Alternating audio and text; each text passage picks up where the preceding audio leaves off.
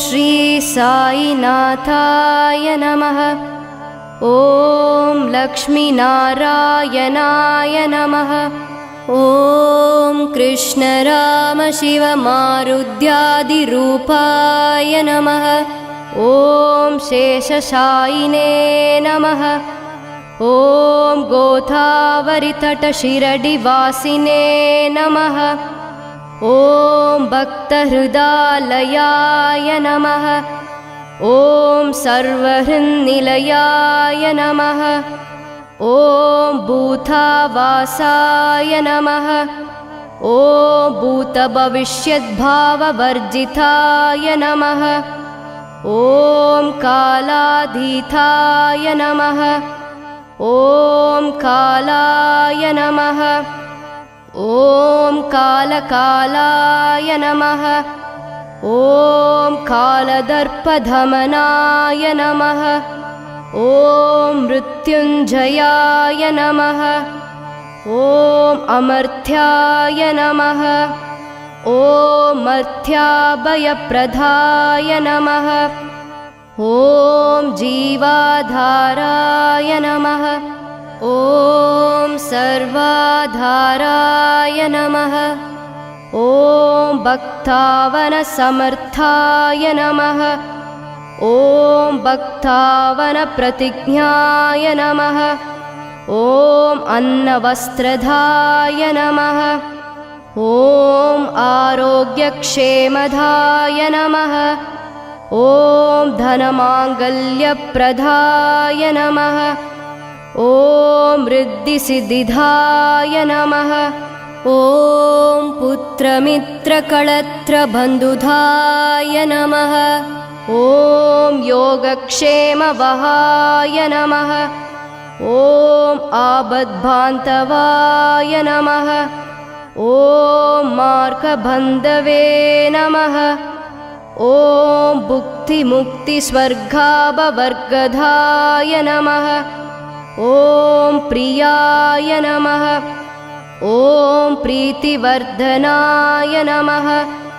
ॐ अन्तर्यामिने नमः। ॐ सच्चिदात्मने नमः। ॐ नित्यानन्दाय नमः। ॐ परमसुखदाय नमः। ॐ परमेश्वराय नमः।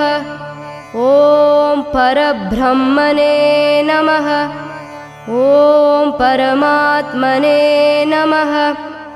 ॐ ज्ञानस्वरूपिणे नमः। ॐ जगत्पित्रे नमः। ॐ भक्तानां मातृदातृपितामहाय नमः। ॐ भक्ताभयप्रदाय नमः।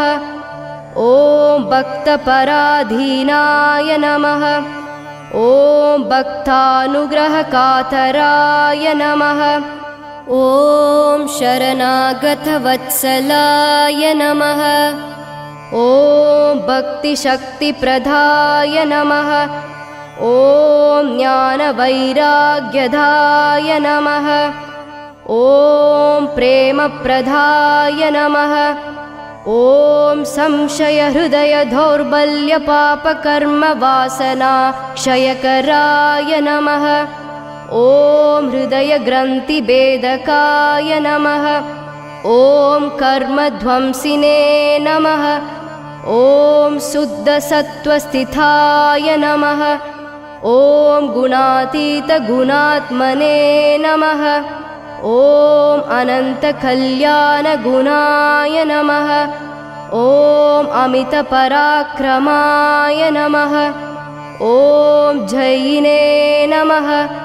ॐ दुर्दशाक्षोभ्याय नमः।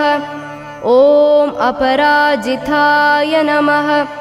ॐ त्रिलोकेषु अविघातगतये नमः। ॐ अशक्यरहिताय नमः। ॐ सर्वशक्तिमूर्तये नमः। ॐ सुरूपसुन्दराय नमः। ॐ सुलोचनाय नमः। ॐ बहुरूपविश्वमूर्तये नमः। ॐ अरूपाव्यक्ताय नमः ॐ अचिन्त्याय नमः ॐ सूक्ष्माय नमः ॐ सर्वान्तर्यामिने नमः ॐ मनोवागतीताय नमः ॐ प्रेममूर्तये नमः ॐ सुलभदुर्लभाय नमः ॐ असहायसहायाय नमः ॐ अनाथनाथदीनबन्धवे नमः ॐ सर्वभारभृते नमः ॐ अकर्मानेककर्मसुकर्मिणे नमः ॐ पुण्यश्रवणकीर्तनाय नमः ॐ तीर्थाय नमः ॐ वासुदेवाय नमः ॐ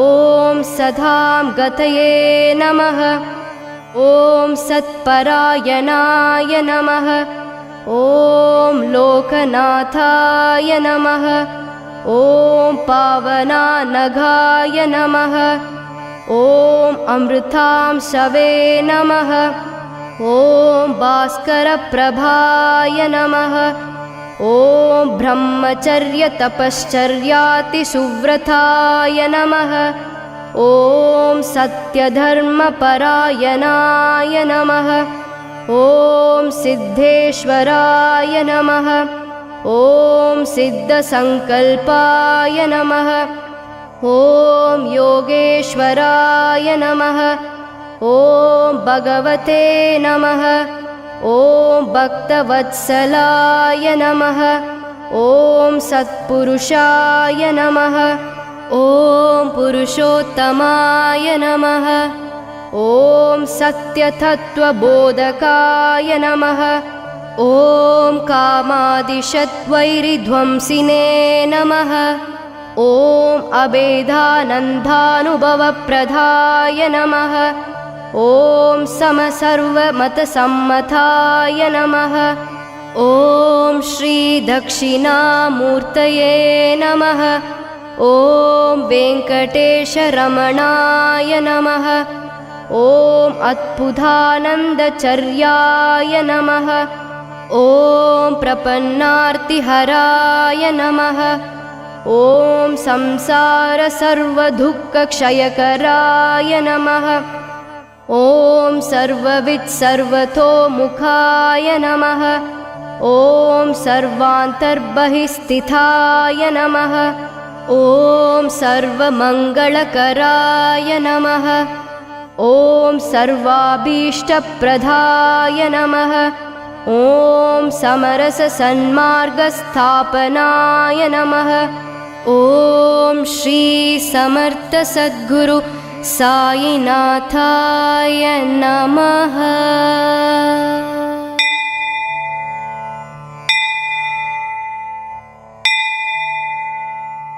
விதம் விதமான பக்தி நிகழ்ச்சிகளை உங்களுக்காக தந்து கொண்டிருக்கிறது உங்கள் கோபுரம் டிவி. உங்களுக்கு பிடித்த நிகழ்ச்சிகளை லைக் செய்யுங்கள், உங்களுக்கு பிடித்த மாணவர்களுக்கு ஷேர் செய்யுங்கள். மேலும் சப்ஸ்கிரைப் செய்வதோடு மட்டுமல்லாது அருகில் இருக்கும் பெல் பட்டனை கிளிக் செய்து கோபுரம் டிவி நிகழ்ச்சிகளை உடனுக்குடன் தெரிந்து கொள்ளுங்கள். மற்றும் ஒரு மகிழ்ச்சியான செய்தி, கோபுரம் டிவி ஆப்பை கூகுள் பிளே ஸ்டோரில் ஃப்ரீ டவுன்லோட் செய்து கோபுரம் டிவி நிகழ்ச்சிகளை தொடர்ந்து கண்டுகளியுங்கள், பாருங்கள், ரசியுங்கள், பரவசமடையுங்கள். gopuramtv.com பக்தி பக்திமயம்.